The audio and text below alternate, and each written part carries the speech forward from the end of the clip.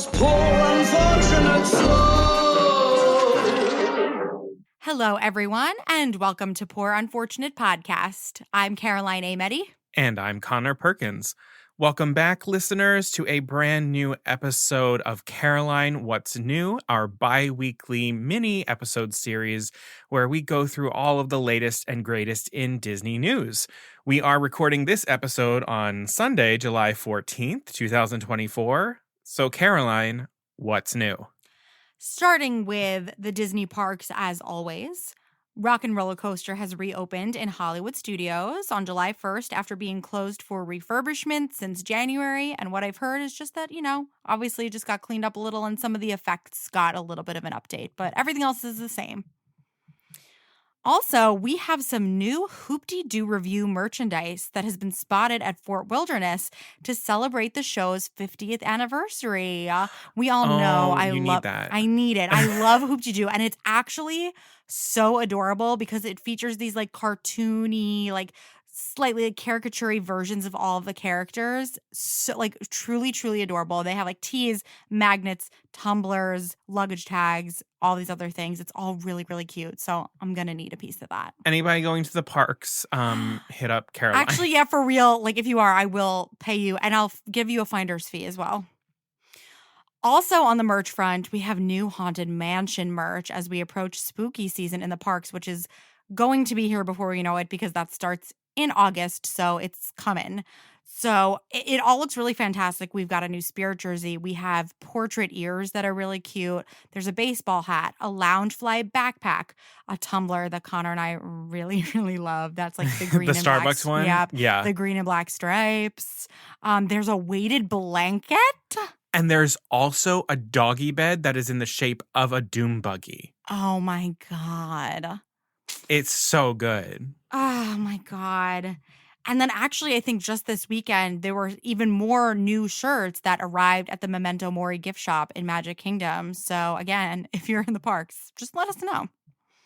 Music from the new Country Bear musical Jamboree will also be available to stream starting July 17th when the attraction officially reopens. So they haven't announced whether this will be the full show or just some songs, but like keep an eye on whatever music streaming service you use because I think it'll be showing up there.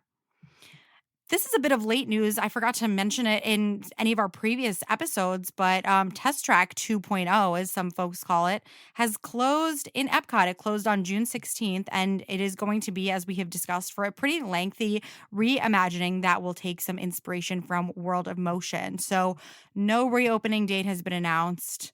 I'm going to say a year from now. I don't even know if it will be open, honestly. I don't know, because Tiana's Bayou Adventure, I was like, They moved fast on that, baby. They did move on that. Yeah. So, and it's like a big ticket attraction at Epcot. So you know what? I hope I'm wrong. I'm excited for this. I'm always excited to see what new thing that they do with Test Track. Yeah. So far, I don't think that they've done anything bad from Test Track agree. to Test Track 2.0 to Radiator Springs Racers. I agree. I think it's all good. So it'll be cool. I love Test Track. And a new piece of news that if you have listened to our most recent full-length episode will be interesting to you. Rise of the Resistance in Hollywood Studios is testing a single rider line, which sounded good, but then I read more about it. Guests who tested the line reported that using it skips the Ray Room and the intersystem transport ship portions of the queue, which means if you have listened to that episode, you're not really experiencing the full attraction at all. You just go right from entering to the hangar bay, which is not a huge no. You're not experiencing the full thing if you do that. So it's like, I get it. The wait times for that attraction can be really daunting. I beg of you, do not embarrass me, motherfucker. And just please wait on the line. I promise you it's worthwhile. Please, just wait in line. All right, so for some Disney Plus news and stuff that's now available. So this week, the final episode of The Acolyte will be released on July 16th. So catch up on that while you can. And as I mentioned last time, Descendants: The Rise of Red was coming. Well, it's now streaming on Disney Plus alongside those sing-along versions of the Descendants films up until now. Caroline is thinking that at some point we're going to have to watch these movies. I was just going to say, listen, just let us know. If you're not interested, that's fine. But I have a feeling a lot of listeners have brought it up to us, and I think we're going to have to talk about The Descendants. Some Disney Plus news that has been announced or is coming soon. So Young Woman and the Sea, which stars Daisy Ridley, that came out in theaters in May, that will be available for streaming on July 19th.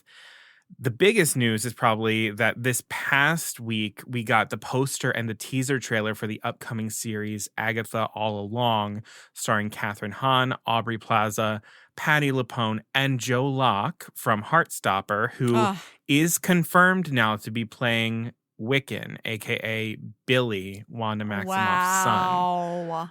So the show premieres on September 18th on Disney Plus with the first 2 episodes. It looks freaking amazing, and it presumably seems to continue to explore some of the television genres and tropes that we were introduced to in WandaVision, which were kind of like my favorite part of WandaVision. So like it seems like it starts out with this sort of like crime procedural sort of motif and everything as she's sort of like breaking out of Wanda's hex and kind of dealing with the aftermath of where Wanda left her at the end of WandaVision. So it looks so good, and I'm so excited. And it's going to be right, like, as we're getting into Halloween season. It's going to be so perfect. Absolutely. It's going to be perfect. I haven't mentioned this before, but it does appear that we have some information about season 2 of Andor, which should drop sometime in 2025. So Diego Luna spoke in June about it, and he said, quote, "I can tell you Rogue One is coming, so there will be characters that you will recognize. There will be cool stuff. For those who love Rogue One, this season is going to be very special, and it's going to be fascinating to go straight to Rogue One after watching this second season because you'll see it from a different perspective. I promise you that," end quote. So that was some exciting news for me because I believe season 2 is going to be the last season of Andor. Mm-hmm. Diego Luna was kind of like, I don't want to do any more other than that. So it'll be cool that we can ride Andor right into Rogue One, and then we can ride Rogue One right into episode 4. So that'll be really cool. Ooh. And then on Amazon's Prime Day, Disney Plus, Marvel, and Star Wars TV series Blu-rays will be buy 2 get 1 free, which is big for folks who want their physical media in the age of streaming being a chaotic mess of fuckery. So the titles that are going to be available include Andor Season 1, Loki Season 1, WandaVision, the complete series, Obi-Wan Kenobi, the complete series, and Moon Knight Season 1. And Prime Day is July 16th to 17th. I know, Amazon, whatever, yeah. But if you're someone who likes to collect physical media, if you collect Blu-rays, or if you want to just have some physical media before it doesn't exist anymore, now is a great time. Because I think that these box sets are like $40 a piece. So this is actually like a really, really good deal. Some Disney film news and stuff that's now available. Inside Out 2, I know I've talked about it the last couple of times, but it is now the 3rd highest grossing animated film of all time. And it is currently the highest grossing Disney Pixar film worldwide. And it holds the title of Blockbuster of the Year, being the highest grossing film of 2024 so far. So absolutely crushing it. I don't think I've talked to anyone who has gone to see it who hasn't loved it. So I know. Good things. Inside Out 2 is the Barbenheimer right now. Yes. And some stuff that's announced coming soon. So Deadpool and Wolverine, that is coming out very soon. It'll be released in theaters on July 26th. So far, the things we've been hearing have been overwhelmingly positive. That's another one that's deemed to be like a really big blockbuster moment. And then Bette Midler, God bless her, has called on Disney to speed up the process on Hocus Pocus 3. During an appearance on Busy Phillips's talk show, she said that she hasn't seen a script, but she's heard rumblings. And she said, quote, "I think if they're gonna, they oughta, because time is not just marching, time is barrel-assing to the finish line. Get us while we're still breathing, I mean God," end quote. I love her. I love her so much. But I'm also just like, Hocus Pocus 3, how the fuck are we going to do Hocus Pocus 3 after what they just did in Hocus Pocus 2? I don't know. But if it means It that is we get more Bette barrel-assing Midler, to the finish it is barrel-assing to the finish I line. love her. I know. As soon as I read that, I'm like, well, I have to talk about that. I have to talk about this quote because it's probably Absolutely. the best quote in a long time. It's so good. And for some miscellaneous news, so Disney and the Oriental Land Company, which owns and operates Tokyo Disney Resort, announced a new agreement that will bring Disney Cruise Line to Japan starting in 2029. So Oriental Land Company will operate a new sister ship to the Disney Wish that will be based in Japan year-round. So get ready for a new ship that's going to blow all of the other ones Yeah. literally out of the water. I know. I had the It's same gonna be thought. I was like, amazing. oh, so it's going to be like, Great. unlike anything So they're we've going to ever win that seen. too. Yeah. And this isn't new news, but it's just another one of those things that we've never really talked about on here. So it popped up on my Instagram. I think I got a targeted ad for it, which is hilarious once you hear me talk about it. But I got this targeted ad for Story Living by Disney's first community, Cotino. So this is going to be located, well, it's built. It's located in Rancho Mirage, California. So this is if you don't know what Story Living is, it's just Disney communities. Like it's what we all talk about that we want in theory, but in reality it's like kind of terrifying. Yeah. So we talk about it in theory and now we live it in fury. I love that.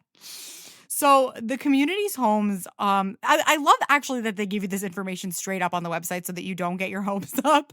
They start in the upper 1 millions and to the $2 and I think the $3 million range.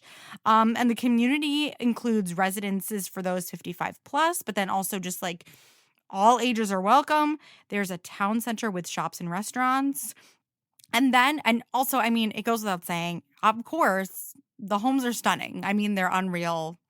And then you have the option, if you are a part of this community, to join the Artisan Club. And they do not mention how much this costs, and I can't even imagine. So the Artisan Club offers a restaurant, sports courts, creative spaces, a fitness studio, and the Par House, a space for gatherings and club events inspired by Incredibles 2. It literally looks like their house, as well as access to a private beach. Is it the Par House or is it the Dever House that they stay in? Because I'd rather be at the Dever House. It does kind of look more like the Dever House now that you think about it. That's interesting. Because it's beautiful. It's just like pointed. There's windows all around. Like I'm also just like, that's so interesting because out of all of the Disney movies and all of the ideas that we can have, it does feel very random. Like as a 55 and up old person, like who spent the cash money to be in the Artisan Club, and they're like, you can go to the Par House. I'd be like, the what? I know. Oh my God. So it's expected that residents will start moving in at the start of 2025. So everybody, gather your pennies. You still got some time. Get those pennies, smash open those piggy banks, baby. And finally, August 9th through 11th is the D23 fan event. At one point, Connor and I said we were going to go this year, but like all of our other best laid plans. Yeah, it's not the D23 Expo. It's a fan, it's the fan event. We'll make it to the Expo. All right. Right? Yeah. Sure. If the country hasn't burned to the ground first. So Disney has released the full schedule for the event, which is twice as large as it has been in recent years. So Friday, August 9th will be the Disney Entertainment Showcase. And then Saturday, August 10th will focus mainly on Disney parks and experiences with the one and only Josh D'Amaro presenting. Hopefully he has good news for us. We could use a little good. Come on. Yeah. Come on, Josh. And then Sunday, August 11th, will feature the Disney Legend induction ceremony with notable legends to be inducted, including Joe Rohde, Jamie Lee Curtis, Harrison Ford, Angela Bassett, Miley Cyrus, Frank Oz, and John Williams, among others. What a freaking lineup. Yeah, it's lineup. a really big That's lineup. a really big one. Yeah. Alrighty, so that's all the news that we have for you. As always, if you liked what you heard, remember to hit follow, subscribe, so all of our episodes, including our next full-length episode, download to your device and you don't miss out on anything. You can keep up with us on social media. We are at Poor Unfortunate Podcast all over the place. And until next time, Beluga Savruga.